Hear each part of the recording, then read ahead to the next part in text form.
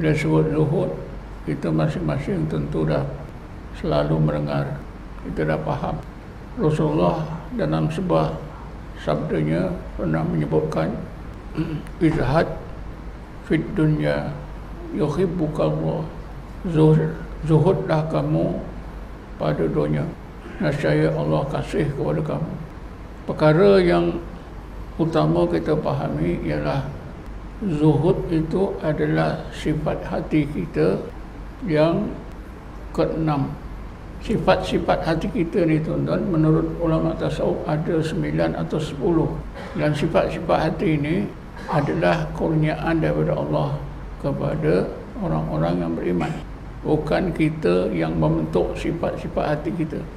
Misalnya kita nak sabar, kalau Allah tak kurniakan sabar, kita tak boleh sabar. Ya, kita nak taubat, kalau Allah tak kurniakan taubat, kita tak boleh taubat. Jadi sifat-sifat hati ini yang baik, ada 9 atau 10. Dikurniakan oleh Allah secara tertib, satu sampai lengkap 10.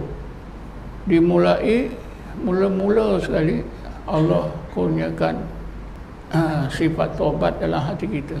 Allah ilhamkan, hidayatkan kepada kita untuk bertaubat.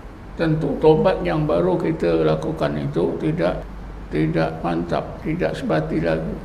Kadang-kadang kita masih buat jahat, lepas tu kita sedar, taubat lagi. Di awal taubat itu kita terima dari Allah, itu diistilahkan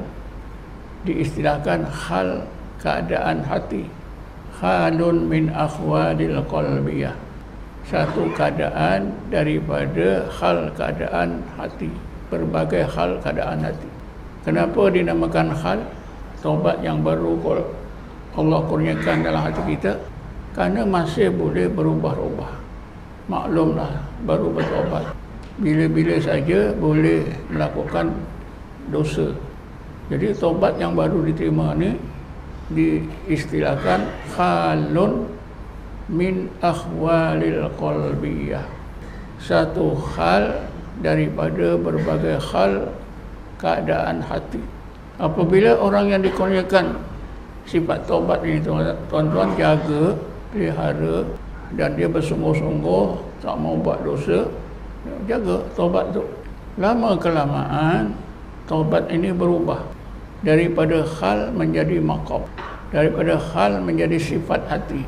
Maqam itu dalam bahasa kita sifat. Misalnya mengambil masa katalah 6 bulan ke setahun ke, itu masa tak tentulah. Yang merubahkan itu pun Allah, menetapkan sifat taubat itu Allah. Allah memberi, Allah menjadikan, Allah hidayahkan hati seorang itu bertaubat. Dalam permulaan namanya halun min akhwalil qalbiyah, satu hal dari berbagai hal keadaan hati. Bila dah mantap, taubat itu sudah sebati, memang dia dah sungguh-sungguh tidak melakukan dosa, kalau melakukan pun segera sedar, taubat itu sebati, maka taubat itu diistilahkan maqam hati. Itulah sifat hati. Jadi taubat itu adalah sifat hati yang pertama yang Allah kurniakan. Andainya orang tersebut tidak jaga, dikurniakan tak dijaga, maka hilanglah taubat itu. Berapa lama itu tak ada waktu yang boleh kita tentukan. Itu terpulanglah pada Allah, terpulanglah juga, bergantung juga kepada kesungguhan seseorang. Bila taubat ini sudah sebati tuan-tuan, jadi taubat itu menjadi sifat hati yang pertama, maqam hati yang pertama. Barulah Allah kurniakan yang kedua. Apa dia? Sabar. Kalau taubat tidak ada tuan-tuan, sabar tak akan ada. Sebab dikurniakan Allah secara tertib. Jadi sesudah mantap taubat itu pada hati seorang, jadi sifat hatinya yang mantap, yang memang betul-betul hatinya bersifat taubat, barulah Allah kurniakan sabar. Sabar itu pun melalui proses yang sama. Sabar itu baru dikurniakan Allah, tak tetap. Kadang sabar, kadang tidak. Tapi sekiranya orang tersebut menjaga kesabarannya, maka lama-kelamaan sifat sabar itu tetap dalam hati. Dah dalam hati orang tersebut sudah ada dua sifat. Sifat taubat ada, sifat sabar ada. Ya. Begitulah tuan-tuan, bila sabar dah tetap sebati pada seorang, barulah Allah kurniakan sifat yang ketiga. Apa dia? Syukur. Kita cakap bersyukurlah, bersyukurlah. Kalau dua itu tidak ada, taubat tak ada, sabar tak ada, syukur tak akan jadi, tuan-tuan. Walaupun kita gesa, walaupun kita tarbiyah dia, pimpin dia, syukurlah, awak syukurlah, dia boleh dengar, tuan-tuan. Selagi dua sifat itu, sifat apa tadi? Taubat tidak ada, sabar tak ada, syukur tak ada. Kerana dikurniakan Allah secara tertib.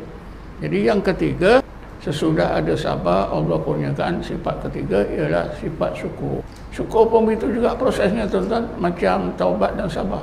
Bila syukur ni dah ada, tuan-tuan, dah sebati, baru Allah kurniakan sifat hati yang keempat, iaitu khauf, takut pada Allah. Itu pun sama saja prosesnya. Kalau tak jaga, khauf hilang. Kalau dijaga, jadi mantap.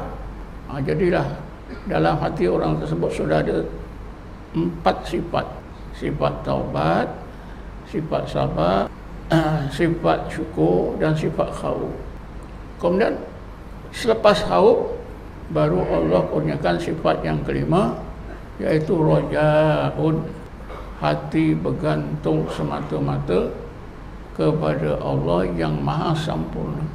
Sesudah ada 5 ni, tuan-tuan, dah mantap dalam hati seorang, barulah Allah kurniakan sifat zuhud.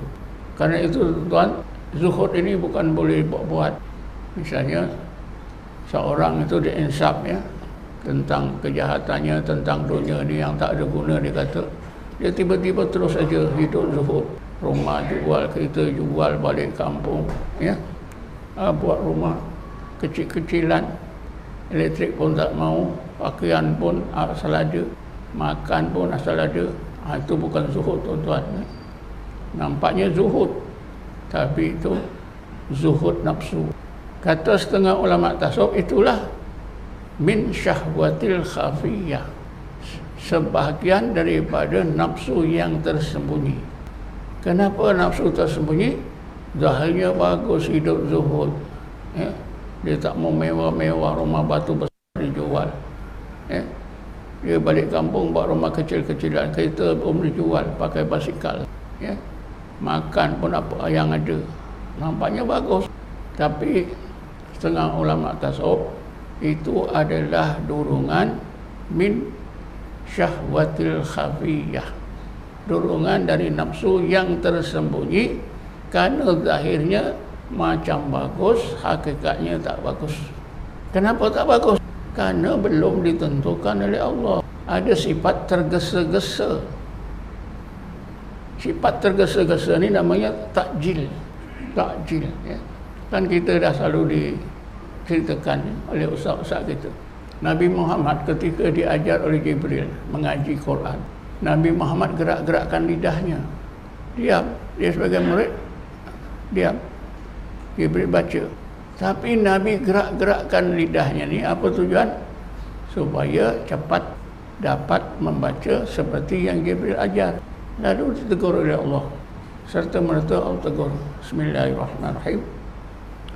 La tukharrik bihi lisanaka lita'jala bih. Ya Muhammad, engkau jangan gerak-gerakkan lidahmu ketika gurumu Jibril ngajar engkau ngaji Quran. Kerana tujuan engkau supaya engkau dapat cepat. Nampaknya bagus kan, dapat membaca cepat itu bagus. Tapi sifat tergesa-gesa itu daripada nafsu. Zuhud itu bagus, tapi perbuatan orang tadi sebenarnya nafsu. Kenapa? Belum Allah tentukan lagi. Kalau dah Allah tentukan, sampai waktunya, sesudah ada 5 sifat tadi, ya. Apa dia? Taubat, sabar, syukur, khauf, roja, barulah Allah kurniakan zuhud. Zuhud terhadap dunia ni, tuan-tuan, senangnya ialah orang mukmin yang hidup itu mengutamakan akhirat dari dunia. Itu zuhud. Allah berfirman, Bismillahirrahmanirrahim, bal tu'sirunal hayatad dunya wal akhiratu khairun wa abqa. Bahkan kamu mengutamakan dunia, sedangkan akhirat itu khairun, lebih baik, wa abqa, lebih kekal. Jadi bila seorang itu mengutamakan akhirat daripada dunia, itu berarti dia zuhud terhadap dunia. Bukan berarti dia memusuhi, dia memerangi dunia, dia tak mau bermewah-mewah. Jadi zuhud terhadap dunia itu ialah hidup seorang mukmin itu mengutamakan akhirat daripada dunia. Mengutamakan akhirat daripada dunia. Sebab itulah tuan-tuan, bila kita mau mencontohi kehidupan Rasulullah, syaratnya pun syarat yang sama. Bismillahirrahmanirrahim. Laqad kana lakum fi Rasulillahi uswatun hasanatun liman kana yarjullaha wa yawmal akhirah wa dzakarallaha katsiran. Inilah orang yang zuhud, tuan-tuan. Maukan Allah, maukan kebaikan akhirat, ingat Allah selalu. Ini orang zuhud.